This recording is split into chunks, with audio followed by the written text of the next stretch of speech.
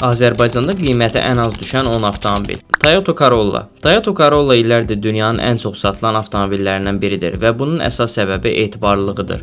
Azərbaycanda da bu model ikinci əl bazarında həmişə alıcısını tapır. Corolla'nın mühərrikləri uzun ömürlü hesab olunur. Vaxtında yağ və filtr dəyişdirilsə 300-400 min kilometr, bəzən daha çox problemsiz istifadə etmək mümkündür. Yanacaq sərfiyyatı şəhərdə təxminən 7-8 litr. Trasda isə 5-6 litr arasında dəyişir. Ehtiyac hissələri həm orijinal, həm də alternativ olaraq bazarda bol tapılır. Buna görə də servis xərcləri rəqibləri ilə müqayisədə münasibdir. Əgər avtomobili 2-3 il istifadə edib satmaq istəsəniz, düzgün saxlanılmış Corolla adətən bazar qiymətini yaxşı qoruyur. Toyota Camry. Camry Azərbaycanda ən çox etibar edilən biznes sedanlardan biridir. Bu avtomobilin alanların əksəriyyəti rahatlığına, səssiz salonuna və möhkəm askısına görə seçir. 2.5 litrin mühərrik həm güclü, həm də kifayət qədər qənaətçildir. Düzgün qulluq olunarsa mühərrik və sürətlər qutusu uzun illər ciddi problem yaratmır. Camry'nin üstünlüklərindən biri də odur ki, bazarda həmişə alıcısı var. Xüsusilə ağ və qara rənglər daha tez satılır. Toyota Prado. Prado Azərbaycanın təkcə SUV deyil, həm də prestij göstəricisi hesab olunur.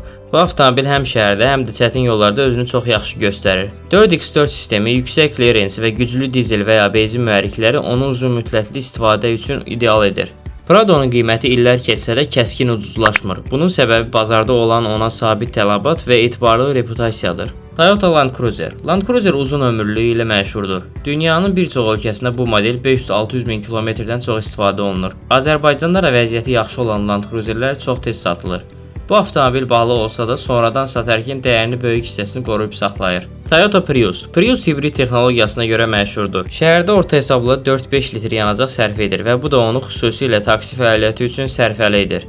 Batereya ilə balı narazılıq olsa da düzgün istifadə olunan Priuslarda batereya uzun illər xidmət göstərir. Bazarda daim tələbat olduğu üçün qiyməti kəskin aşağı düşmür.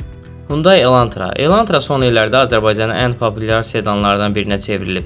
Müasir dizaynı, rahat salonu və qənaətçil mühərrikləri onu ailələr üçün yaxşı seçim edir. Servis xərcləri münasibdir, ehtiyac hissələri rahat tapılır və ikinci əl bazarında satışı çətin olmur.